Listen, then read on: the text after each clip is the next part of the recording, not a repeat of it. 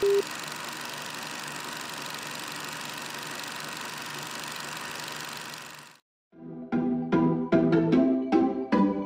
Estate Talk discusses the ins and outs of our local housing industry, sponsored by Keller Williams, Spokane.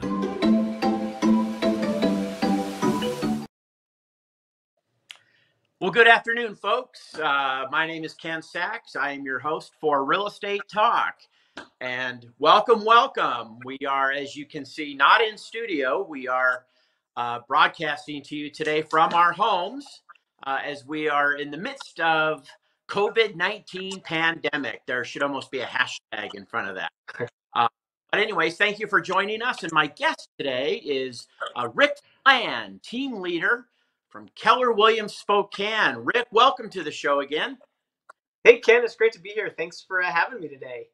Yeah, you bet. And, you know, what we're going to talk about, and I've been hearing this a question from a few people. I've been hearing a lot of opinions about it. But we get people now, and probably especially more perhaps during this pandemic, looking for second careers or just other fields to get into. And of course, real estate comes up. And then they say, well, gosh, my friend or somebody I know in the business says, no, now is not the time to get your license. Now is not the time to enter real estate. So we're going to talk about that. Is there any credibility to that? Is now a good time? Should you not, etc. So Rick, let's start talking about that. I am perhaps maybe by choice or not having to pursue other career avenues, real estate being one of them. I call you at Keller Williams. I want to get into real estate. Is now a good time? Great question. And you know what's interesting? I was just doing some research, and to validate this idea that really a lot of people are actually looking at real estate right now. So the real estate schools where they have all the online training have had their best months ever the last 2 months. So just to give some recognition that there are a lot of people right now looking into real estate as an option with a completely different societal structure here over the last couple months that we've had. And so, you know, the simple answer to the question is I would say it's always a good time to get into real estate with some caveats. Okay. The biggest one really just being mindset, and that ties into motivation. So Good. A lot of times people, and I've seen this in the past, where I will ask someone, hey, so why are you interested in getting into real estate? And often, that's not an overstatement, someone would say, well, I watch HGTV all the time, and I love to show homes, and I love what homes look like, and I'm on Zillow all the time, and I'm always, that's great. And don't go get a lease on a Mercedes tomorrow when you get started. You know, it's that idea sometimes that people have that it's just easy and it's a great time to get in. And I'm going to guess that conversation is going to look different for people now who are looking to get into real estate, because there's more of a recognition of like, there's a pandemic. It might not be as easy. And to that, I would say that the real advantage to right now, regardless of what the hyperlocal market looks like, around that mindset piece is you actually get to enter into the industry during a very transitional and in certain ways challenging time, which if you're not just thinking a year, but a career in real estate, you're actually positioning yourself very well, because from the beginning, you have to run your business at a high level. So you don't have to make all the mistakes and integrate those in over the years. You get to be refined from the beginning if you're around the right people and culture of growth. Yeah, no, you know what it reminds me of? It reminds me of when we were in the recession, 2010-ish. When I was at my last company, I was the one who met with everybody who wanted to come into real estate, like you are now, Rick. I would meet with these folks, and I would get that question. And when I would ask them why real estate, I heard the same thing most often, and that was, I love looking at homes. Okay, you look at homes. I get that. But also to what you were saying, if you can learn the business now and to be organized and your systems and lead gen, and you get that dialed in now, you don't know any other market. So you're only going to be set up for tremendous success, once this pandemic dust settles a little bit. So it's reminding me of the what we had about gosh, now 10 years ago in the recession. Same thing, same Yeah, thing. same thing. Yep, you got it. Okay, so you're getting my interest here. Maybe my friend who was telling me now's a terrible time. Maybe they didn't have the entire picture. I'm interested now. So if I want to come into the market, what are some of the things I should look at? What are some of the things I can be expected to do? Because also, like you said, a lot of people think we don't work very hard and we make a lot of money and we don't really Right. put a lot of time. And I don't know if you're still getting that with the people you meet with, but I used to get that all the time. Yeah, it definitely is very common and often, tied in with the I love to look at homes, which of course is important. Yeah. The other one is I want to have freedom in my time. I want to control my schedule. And what will often happen is people who haven't already had a built-in structure to their world end up being the tail on the back of the dog, right? Where it's that's one thing that I see. But that's where it's super important to part of your question of being in the right environment. I think now, especially more than ever, um, as I talk with agents inside our company, outside of our company, it's really the tale of two real estate markets when it comes to a real estate agent's perspective. So we Oh, have a lot of agents who have had their best months ever the last few months. And then there's other agents who the sky's falling, they're not doing any business. And so to that new agent, it goes into how do you control your schedule and who are you around and what are you learning to implement so that you can be someone who's actually gaining market share, because all those agents who aren't doing anything, um, they're giving away business. And so there's more business for fewer agents who are willing to put in the work, which is vitally important for anyone to survive and thrive in this industry. sure. Regardless of whatever's happening, in the world, I remember, people they come into the business and now they have this freedom, right? Because they don't have somebody checking that they're sitting down at 9 o'clock, and then the strap unleashes at 5 o'clock and they're free to leave. And the freedom that they have, they can't handle it because they decide, well, I'm going to do this instead. I'm going to, the weather's nice. I'm going to go do this instead because I can. I'm self-employed, and they keep finding things to do other than real estate. And then 3 months later, I haven't made a dime. This industry is terrible. You can't survive in this industry. Like, really? Really? Yeah. Yeah, So, self-employed to unemployed. self-employed, yeah, and I always hear, they come into real estate for the three F's, right? The what are they? The freedom, flexibility, and financial Yep. benefits, and they usually get the first two, but not the third one. Yep. So definitely, well, you have to have systems. You have to have systems, plain and simple, and a proven model. Yeah, and that's where the best. Well, just like in sports or any other professional endeavor, the best of the best have coaches. They have accountability. They have plays that they run. They have books that they look to and systems. I mean, it's all there, and yet they're the best of the best. And so, um, freedom without accountability actually is no freedom at all in a lot of ways. And Mm, that's where it makes all the difference. So if you as a person who's interested in this business or is interested in taking your business to the next level because you're struggling or you're whatever it might be, um, being in an environment where you have those opportunities to be held as accountable as you would like to be makes all the difference in the world. And the idea of accountability isn't hey, you're in trouble. It's someone actually holding you able to do something that you've committed to. Sure, that makes a lot of sense. So what? Gosh, accountability. So I'm not familiar with accountability, and I come into real estate. What does that look like for me?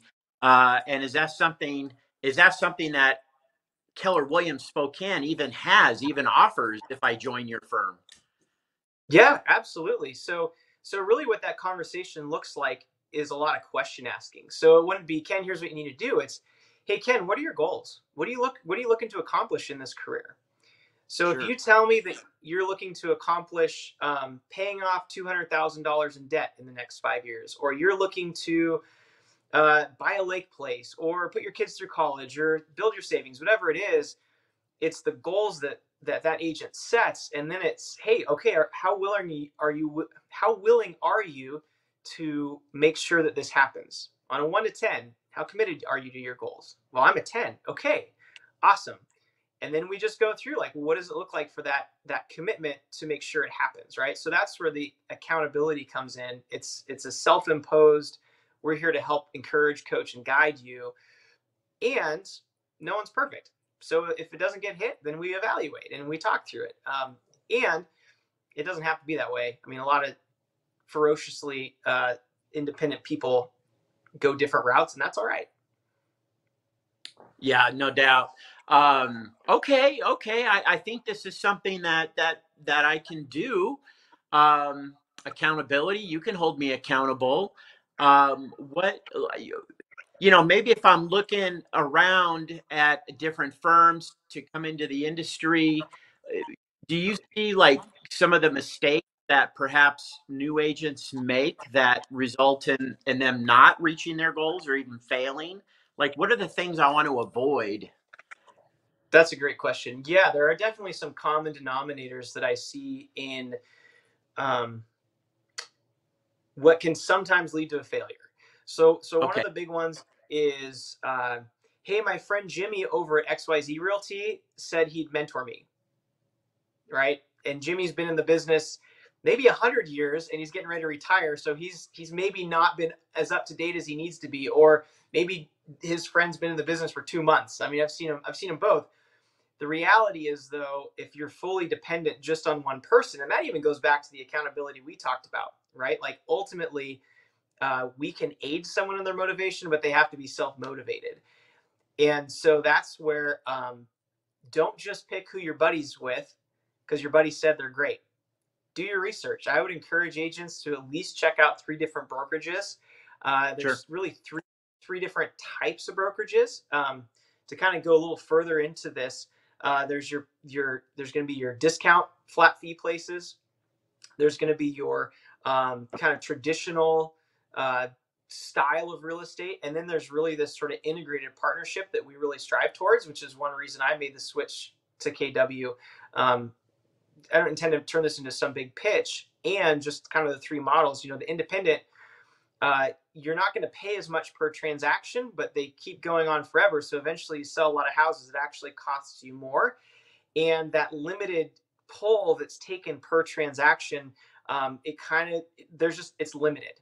So if you're new to be in an environment where you're truly, in many ways, and this isn't across the board, but let's say more on your own, it's just harder.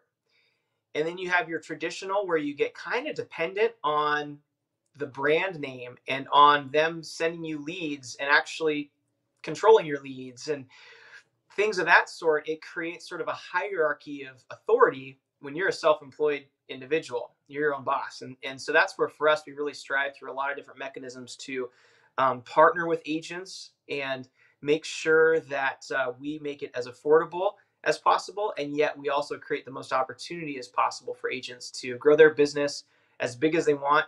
And it always revolves around time and money. So through the systems and the training, you get more time, and in the process of that, you end up gaining more money too. Sure, that sounds good. Now, speaking of money, um, I've met agents, and I know you have too, that are, they pay over 50,000, 60, sometimes $80,000 to the firm in what we call company dollar. Is that something that like that doesn't sound very exciting to me, Rick. To get Sure. firm that is that what I'm in for here if I join your firm, Keller Williams? No, far from it. And in fact, that was one of the reasons I switched over, because I looked at my profit and loss statement and I saw how much was going to my previous brokerage. Great people, but ultimately, there's only so much value that can be provided at a cost, and it's just simply looking at numbers. And so for us over at Keller Williams, one of the reasons we're as large as we are is one, because of the value in all the different systems, trainings, culture, all that technology. But ultimately, we have super thin margins. So we had a cap. So it's 100% after what we would term a cap that goes back to the agent. And so we were at 18,000. And when COVID started, we had been cutting our budget, really remargining expenses. And we've been talking about cutting our cap in half for the last year or so. And when it happened, we realized we were positioned to be able to do that well. So we cut our cap to $9,000 and actually moved from a 70-30 split. So 70% to the agent, 30% to the company. We actually changed that to 80-20 as well. So in terms of cost to agents, we are remarkably low for everything that's out there. And so, I would have saved upwards, well, a lot of money. A lot of money. Okay. So what you're saying is that there's been a restructure of the commission schedule at Keller Williams to where now the company dollar, the broker is going to pay 9,000 to the company, and then they will be 100%. And while they're paying 9,000, so it's 80-20, and with that 20% equals 9,000, that broker is now 100%. Yep. And that Yeah, is no more split to Spokane on that percentage. now, is that permanent or is that just a COVID while we're under house arrest thing? Yeah, that is permanent. We've had some of our other friends in the industry from different brokerages sharing a bit that, oh, they're just doing it for the short term. No, we've positioned ourselves so this is where we're going and where we are. So it's not changing. We're sticking with that $9,000 cap at 80-20. Good. So from here on out, that's what it is, a $9,000 cap. Well, that's Yep. pretty exciting. We have about 4 minutes left. I liked what you said about coaching because, I in my 25, 26 years, I've been at a few firms. I've never even heard the term coaching before at other firms. So is there an opportunity to be coached, and do I need to be coached at Keller Williams? Yes and yes. So there's really two parts to that, and more, I suppose. But one is at Keller Williams, my responsibility is to coach a certain percentage of our agents. So I'm always available to them in that regard. And we have a whole staff that's available for the different pieces of the business. And one of the things I'm actually working on is I've committed to a certain number of agents outside of Keller Williams to coach them through this time to help really tell our story. When we've both heard stories about who people think we are, and we both recognize that we're not who a lot of people say we are. And one of the best mechanisms to show that is through, like you do, and the teaching you do, Ken. It's incredible, and you're offering it at no cost to everybody, because we want to Right. operate out of a culture of abundance. And Right. same thing with me, where if I can help someone from another brokerage, let's say net $100,000 for the first time ever, like that's a win, whether they join Keller Williams or not. Now we get to have a story from an agent who maybe at one point had different feelings about us. And so our goal is really to empower people. And that is where, back to your question around coaching, we have different coaching programs. We actually, yeah, I can keep going. I'll stop. Other than we have Sure. lots of opportunity. What I love about that, Rick, is that what you're saying is it doesn't matter who you're with. You will make yourself available for those that want to explore being coached. Even if you're with another firm, it's not about the firm, it's about the individual, Yep. right? You got it. So I'm listening to this and okay, I don't want to leave my company, and that's fine. That's not a prerequisite. But I like the idea of being coached because that sounds interesting to me. It sounds like I can really increase my production. Rick, how would I tap into that? How would I get a hold of you? Yeah, so you could call me, email me. My cell phone is 509-954-1786. So yeah, I always get back to people if I'm in appointments. And then my email is rickflann@kw.com. Last name is Flann. So Rick Flann@kw.com.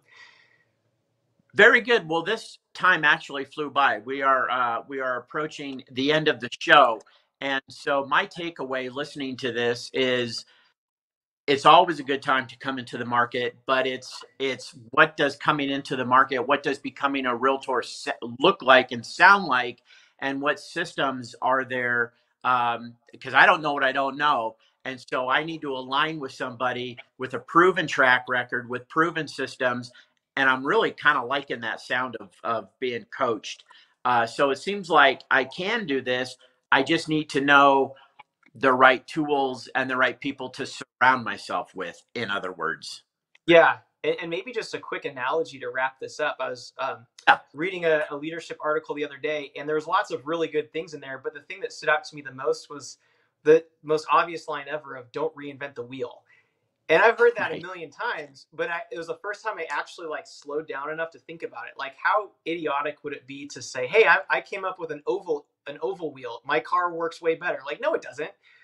Whatever kind of car you have, you want as round of a wheel as possible, and that's kind of back to the system side of things, and not reinventing things. If there's been hundreds of thousands of realtors who have followed proven models and systems, why would you try to reinvent it? And so Right. that's where, when it comes to being coached and accountability and having action, I mean, there's just some fundamentals that aren't complicated, but they're necessary to have the smoothest real estate career possible. Good. I love it. Love it. Love it. Rick Flann, Keller Williams, Spokane, our guest today. Thank you for joining us. You bet, Ken. Thank you. And folks, we gotta get out of here. We're at our time limit. So you've been listening again to Real Estate Talks. I'm your host, Ken Sachs. I promise I'll see you next time. Thanks for watching. Ask the host a question, recommend a guest, or check out any of our other programs on Facebook, YouTube, Twitter, Apple Podcasts, Spotify, or SpokaneTalksMedia.com. Sponsored by Keller Williams, Spokane.